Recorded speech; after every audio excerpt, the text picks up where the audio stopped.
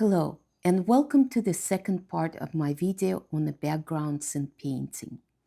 In the first part, we explored the definition of the background, its function, and took a brief look at how backgrounds have evolved through art history. In this part, we'll try to answer the question, what makes a good background? To do that, we'll compare and contrast different approaches used by various artists. My first comparison is between separation and oneness, which comes down to a strong versus low contrast. On your left is a painting by Thomas William Dewing, an American tonalist. In his work, Dewing used a low contrast of colors and values. The figures are merged and dissolved into the background through the use of similar closely related values, desaturated colors, and a soft edge treatment. The edges are very soft and open, creating a painterly quality and an open flow from one shape to another, evoking unity and connectedness. The small scale of figures and its treatment makes them feel as if they are surrounded by vast open space. They do not demand our attention, but harmoniously exist within the painting, almost as a part of the background. The painting has an atmosphere of a low light of the evening, lending the work a melancholic, calm, and peaceful mood. The painting on the right is by contemporary painter Jeremy Lipkin. In his painting, the figure of his daughter contrasts with Dewey's approach. There is a strong sense of visual separation between the background and the foreground figure. She stands in a field of desert plants, which are just slightly darker and warmer than her white dress, the triangular shape of which points to her hands that hold a small blossom of white flower. Her dark blue black cape frame and separate her face from the background. The desaturated cool colors of the background contrast her warm skin tones of her face. A beautiful painting by Jeremy Lipkin creates a very clear reading of the figure against the background. The defined edges and the simplicity, almost flatness, of her dress contrasts the realism of the hands and the face, making them the focal point of the painting. Lipke's painting has a strong presence of the young girl, who is positioned close to the picture frame and occupies most of the space. She stands near the viewer, looking directly at us, contemplating who will be presented with her gift.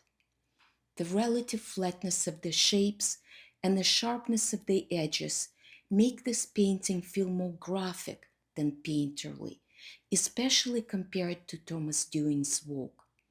Both artists choose to use a limited color palette of cool, desaturated colors, but what sets them apart is the contrasted values and edge treatment. The background choices in both paintings are intentional, serving the visual concept and overall intent of the painting. Through both paintings are beautiful, they evoke a very different moods and narratives. The next two slides illustrate the same concept of separation versus oneness through the use of contrast and edges. On the left is a painting by Nikolai Fechin, one of my favorite Russian painters. His portrait of his wife is beautifully designed by eliminating unnecessary details, cleverly guiding the viewer's eyes through the diagonal of her pale hands, which hold the rhythmically arranged coral beads of her necklace, leading us towards the oval of her face. Interestingly, her face is more connected in color and temperature to the necklace than to her hands. Her face is evenly lit with the minimal shadows emphasizing her downcast eyes, uninterested in her viewer, absorbed in the deep inner thoughts. By simplifying the portrait and dissolving the figure into the background, Fechin creates a mysterious and poetic experience, inviting the viewers to imagine the missing details rather than explicitly presenting them.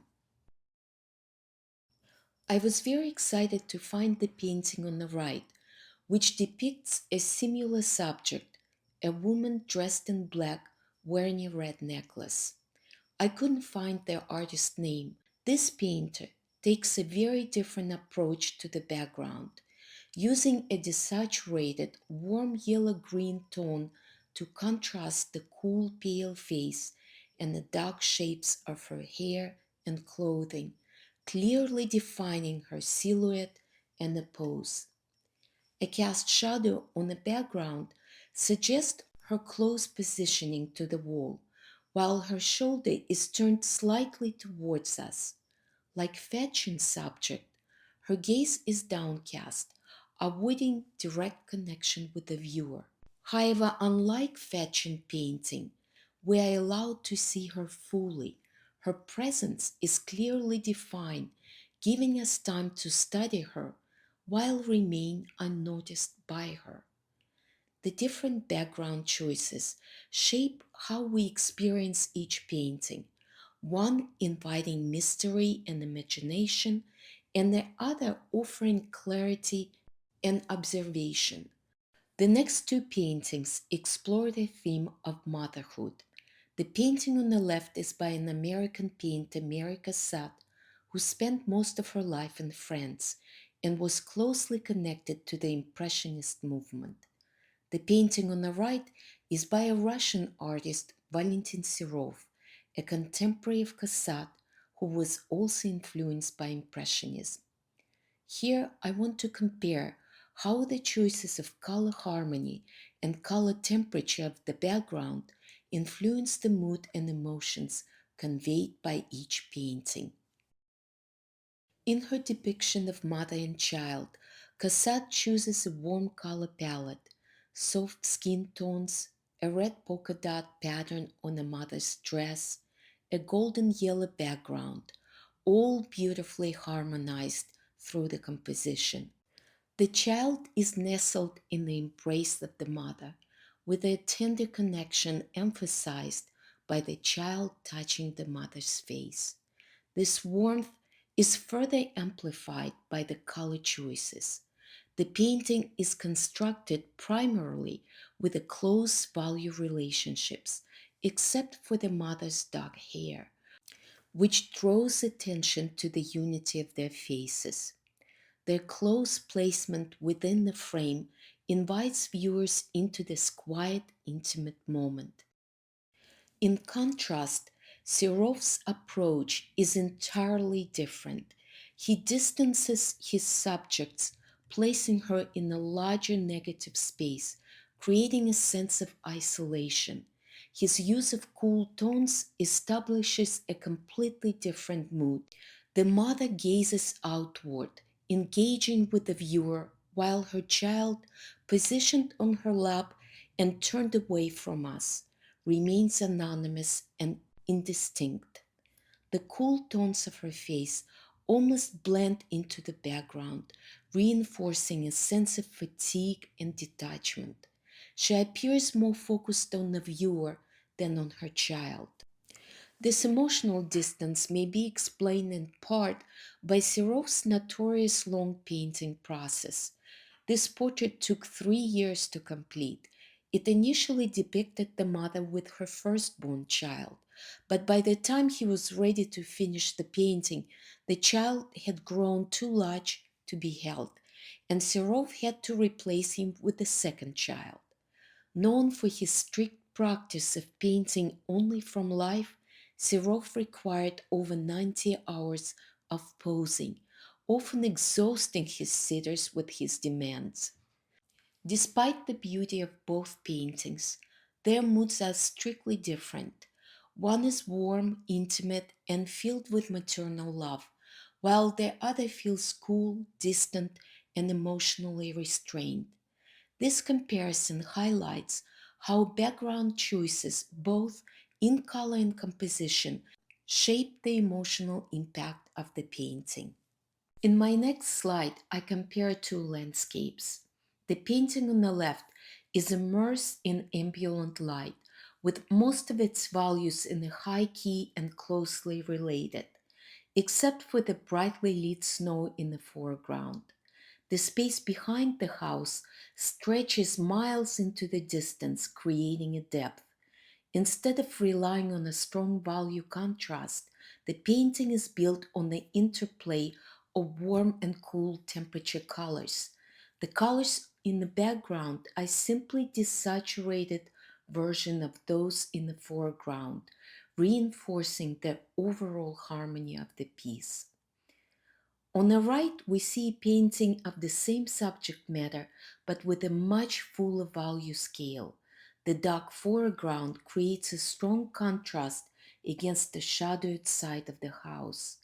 The entire painting leans towards a cool purple-blue color family, which contrasts with the warm yellow-orange light that kisses the side of the house.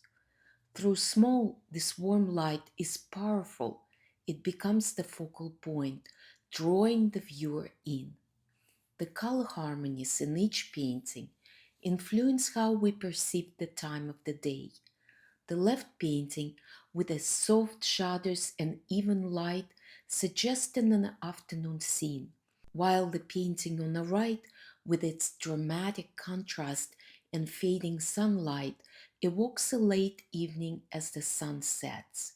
One background conveys deep atmospheric perspective, while the other emphasizes the shallow space and brings our attention back to the drama of light. My next four slides are dedicated to the great painter Hafsa Pushman, who was born in Armenia in 1877 and came to Chicago at the age of 17. Pushman's career was devoted to a single subject, Oriental mysticism, and a single form, the still life. His paintings typically featured Oriental idols, pottery, and glassware, all glowing softly as if illuminated by candlelight. These paintings were symbolic and spiritual, often accompanied by reading that explained their allegorical significance. Most importantly, they were exquisitely beautiful, executed with technical precision and a deep sense of atmosphere. Painting was a religious practice, a prayer for Pushman. In these four slides, we see the use of Japanese print as a background. What's remarkable is how the same print is adapted to serve the needs of a different still life composition by altering its color, value, and visibility.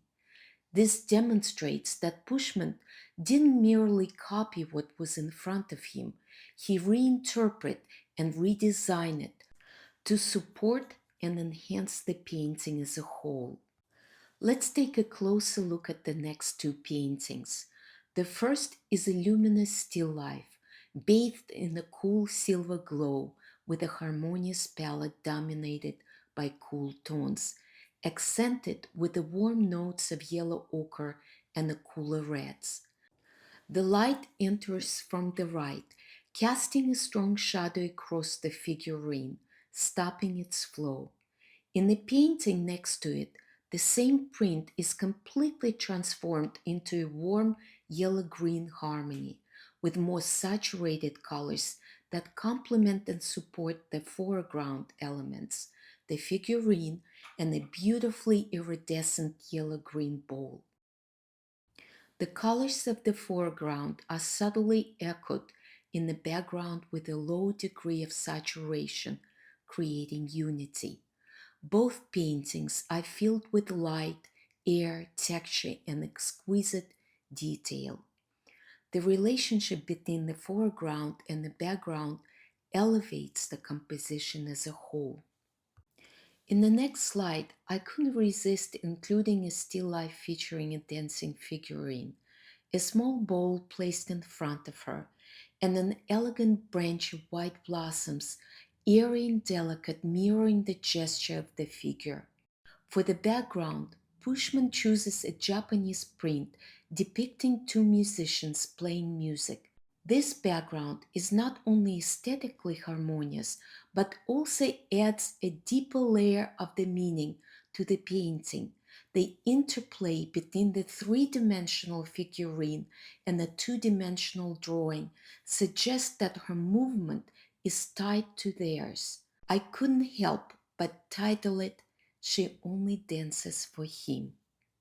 For my next slide, I want to show you a painting by Mark Pogg, who shares the Pushman idea of narrative dialogue between the flat, drawn background and the figures of young girls, setting the mood and expanding the narrative of their story.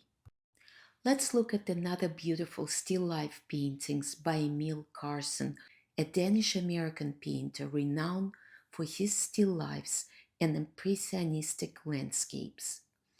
Emil Carson's still life exhibit careful planning of placement and size relationship, color harmony and unity. In the first example, the painting is almost as a tonal painting. All the colors are so closely related that some dissolve into the background. Only the glass bottle of green teal color is dramatically different and therefore becomes the focus of this painting. The heavy metal pots are in juxtaposition to fragile transparency of the glass bottle. The second slide also demonstrates the restricted use of greenish-yellow color harmony. Beautifully depicted the golden pot and the teal green bowl of the porcelain, so thin that you can see through the walls the light that capture it inside of it. The juxtaposition of two against one and the empty space that separates them creates the love triangle. The subtlety of textures, the melody of light and color, the lost and found edges, and the beautiful portrayal of tactile qualities of each object is what makes the still life so beautiful and timeless. I wanted to compare three different approaches to backgrounds in portraiture. In one sense, all three share a common strategy. They use transitions of color and flat color fields that omit any information about spatial depth or narrative detail. And yet, each approach presents the portrayed figure in a distinctly different way. The first portrait is by Rembrandt. He uses a background that transitions from deep darkness into a glowing warm ochre color. This background is carefully designed. The dark, mysterious areas surround the illuminated parts of the face, enhancing the sense of light. Meanwhile, the lighter area of the background is placed behind the shadowed side of the face, creating a strong contrast that makes the dark seem even deeper and more enigmatic. This interplay of light and dark not only emphasizes the form, but also creates a sense of air and depth around the figure. The second portrait is by Nikolai Fechin. He uses a solid black background without variations, which almost swallows the figure into the darkness. Only the most important elements to the painter, the face and the hands, are revealed with clarity. This use of unvaried, featureless dark background gives the portrait a timeless quality. It exists in no particular space, in no specific time, floating, eternal, and universal. My third painting by Ruth Featon shows a portrait where the face is in a shadow, set against a bright backlit background. A face without a strong presence of light appears less defined, more vague, and even flatter, compared to the face modeled with the strong light and shadow shapes. The ambient light and the reflective light from the sky cool the top facing planes, creating the subtle transitions in form. The entire figure becomes a single darker shape set against the light background. This silhouette like treatment defines and separates the figure as one unified shape. This approach introduces a more challenging problem when it comes to handling edges. Without the option of reducing contrast between foreground and the background, the artist must still find a way to introduce the variation from soft to hard edges to create a sense of depth, focus, and form. As viewers, we are naturally drawn to light, and yet we are also drawn to faces, even if they are in the shadows. This creates a subtle visual conflict, a tension between what we instinctively want to look at and what we are trained to look for. In my next slide, I've included two still lifes and a full-length portrait, all of which share one thing in common: a red background.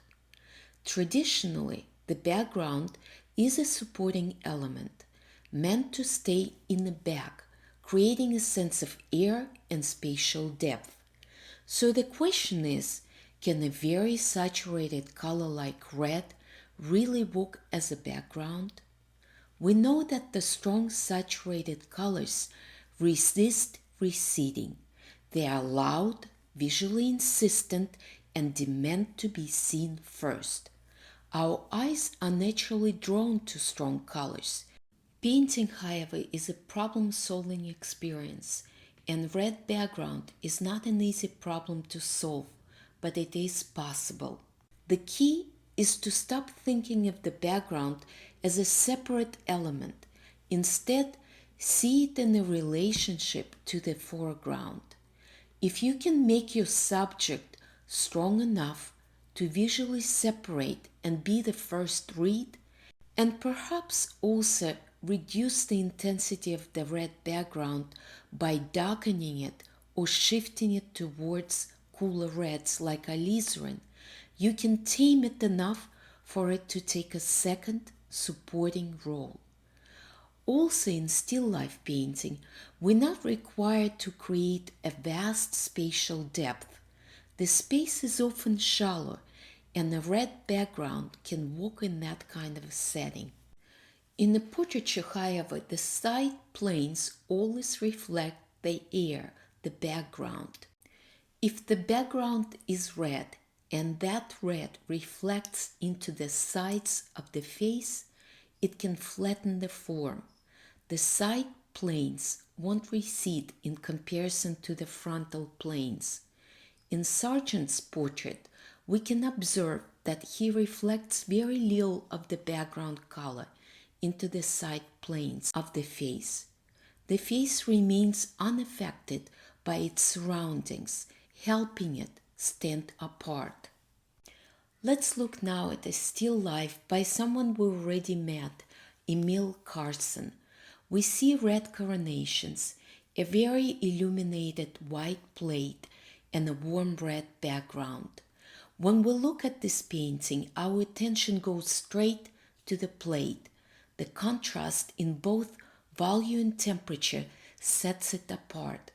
However, the coronations aren't as well defined. They melt into the background because their value and color are too similar to the reds behind them. In my opinion, if the background had been cooler than the flowers, it would have receded more effectively. We can see this more clearly in the Pushman still life of figurine, turquoise plate, and a white cloth. The background here is a cooler alizarin type red that complements the greenish blue plate. The light on the tablecloth connects visually with the light on the plate, creating one large shape that stands apart in contrast to the red background. The figurine acts as a bridge between elements. Her body almost disappears into the background, but her face, set in contrast, draws our attention and becomes a highlight in the path of the lights, guiding the viewer's gaze to the next focal point.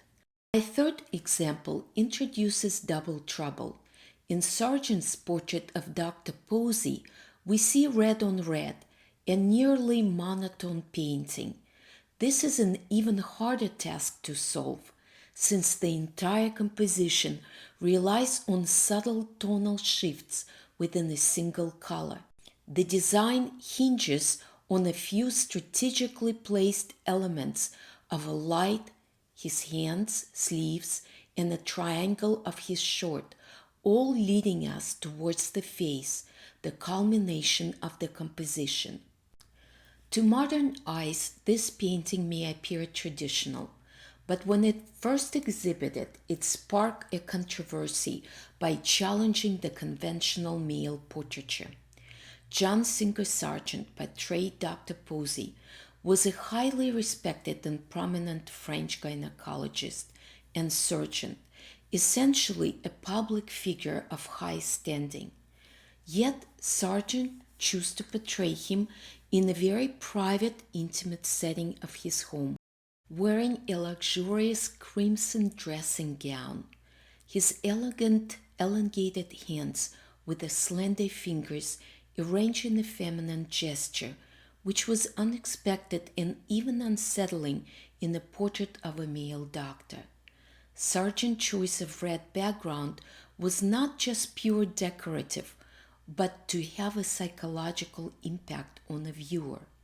Red has a strong association with the passion, blood, seduction, and even danger. For a gynecologist, a profession still considered taboo and intimate at that time, this choice of color could be seen as provocative. Here you see three still lifes by Pushman, where he uses very similar objects against a cool alizarin background. These are examples of how strong red background can still be harmonized and used successfully. In the next three slides, I want to demonstrate how a strong color in the foreground can be supported by the background. The first painting is by Jake Woodavance, a portrait of a young soldier wearing a very vibrant cadmium red jacket. The artist chose a complete void, a black background, to highlight the face and the color of the jacket. Black, being the absence of color, beautifully brings out the vibrancy and brilliancy of the red. The next slide features a self-portrait by Anders Zorn. Zorn used a very limited palette of just four colors. For his red, he used red ochre, which is not nearly as saturated as cadmium red. Nevertheless, his red appears vibrant simply by the space it occupies, his monumental figure barely fitting into the frame. To emphasize the red even further, he gave himself a green tie and desaturated the background into low value, very gray green tone.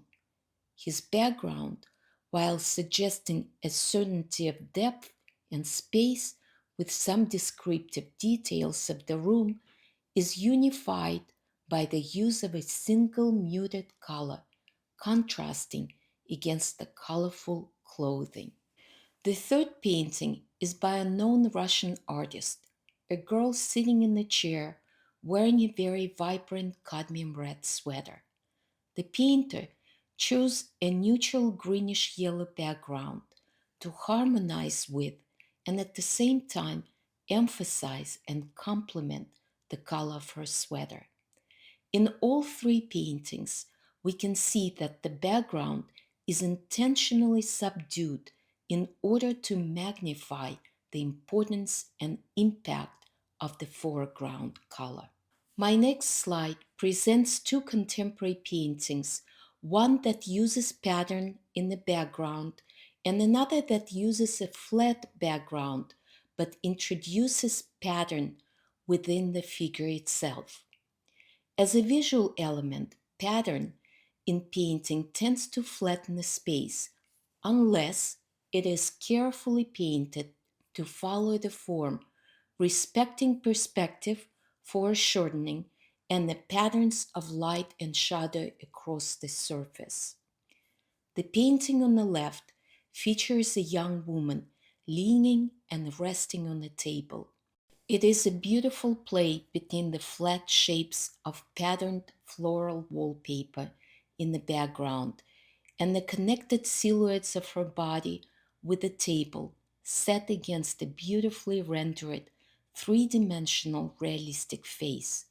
In other words, in this painting, the woman's face is the only realistically painted feature. Her body is simplified and flattened, while the perspective of the table is not clearly indicated and instead merges visually with her body. The artist's choice to simplify and flatten the space behind the figure is motivated by the desire to bring all the attention to the woman's face.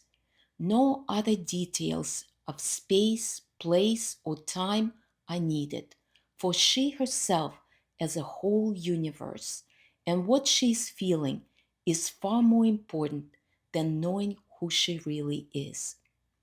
The colors, consisting of soft pastels and a delicate floral design, feel light and feminine. They harmonize beautifully with the skin tones. The strong silhouette of the woman set against the soft, romantic, yet slightly faded portrayal of flowers add to the melancholy mood of the painting. The painting on the right is of a young girl silhouetted against the black background. Her shape looks almost cut out and pasted on, as there is no attempt to merge the figure into the depth of the background. In fact, there is no depth, only darkness.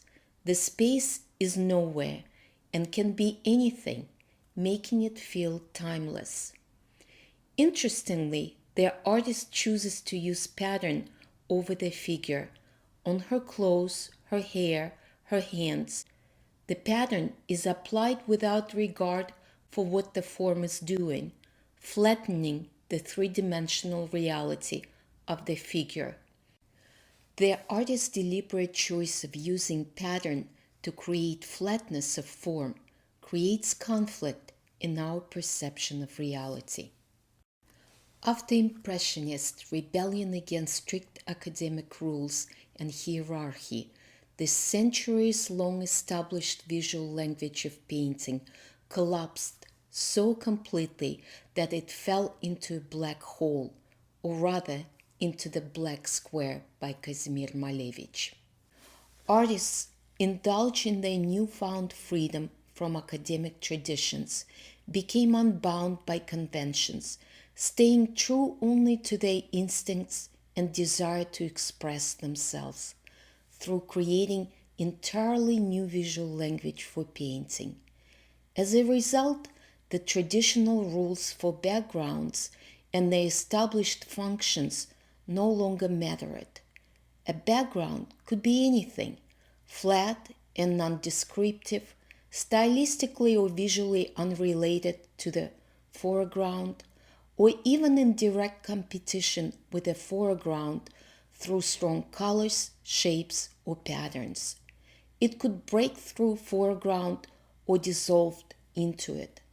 Instead of striving for harmony, artists often embrace dissonance. So in the next few slides, let's survey the choices made by contemporary painters as they treat backgrounds in the new and unexpected ways.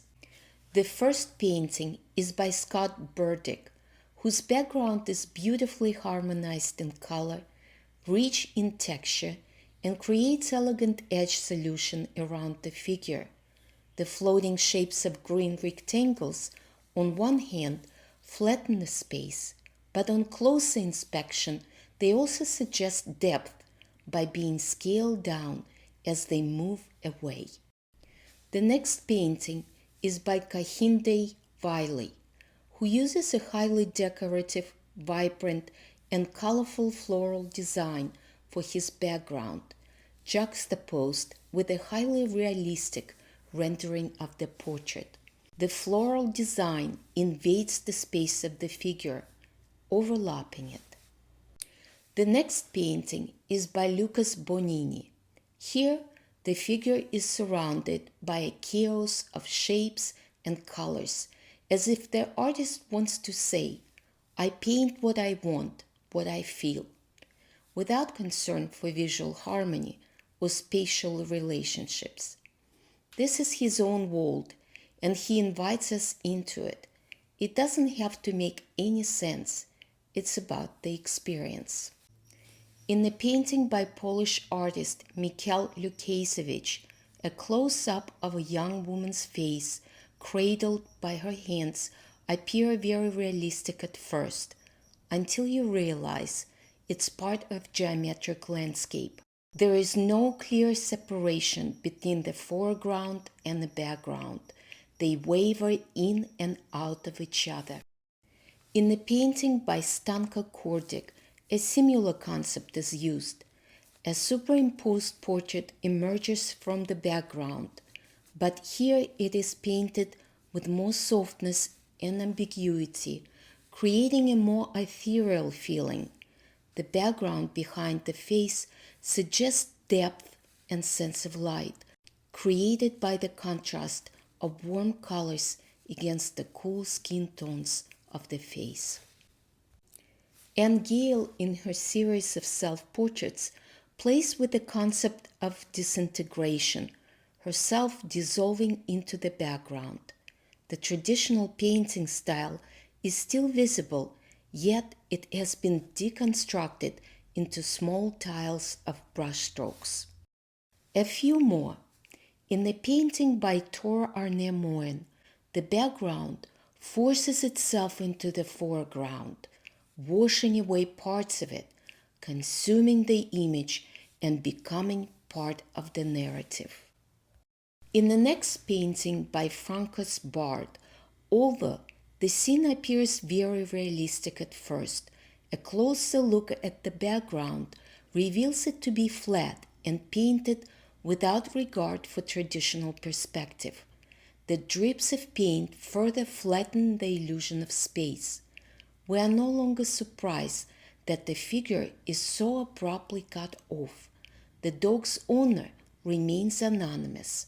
We must guess who he is based only on a few clues the artist provides: his shoes, his pants, his dog resting comfortably on one foot, merging into the shape of his leg, small yet protective of his mysterious owner.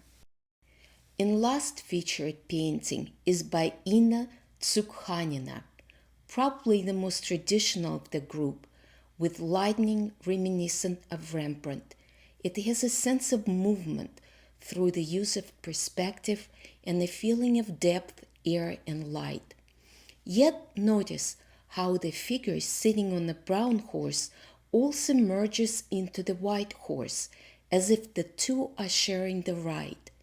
Beautifully designed and harmonized, this background enhances and supports the narrative of the painting. And lastly, I included two images in progress of my painting, not because they are my favorite, but because they demonstrate the concept of fluidity, where the background from the beginning is not treated separately, but is highly integrated into the development of the painting itself. The background evolves with the painting, changing, adapting, and transforming. In my opinion, this is what makes a good background, one that has the flexibility to adapt to the artist's intentions for the painting, whether that intention is harmony, beauty, dissonance, or even a shock. 150 years ago, the definition of the good background was very clear. Today, each artist must define it for themselves, according to their intentions, style, and artistic sensibilities. For me, I seek a marriage of traditional and contemporary. Harmony and beauty are my compass, and the background is an essential part of creating wholeness and unity in the painting. I hope that this lecture inspires you to experiment and continue searching for your own answers, staying true to who you are. If you like this video, please subscribe and like. And if you want more, see my Patreon page. Thank you.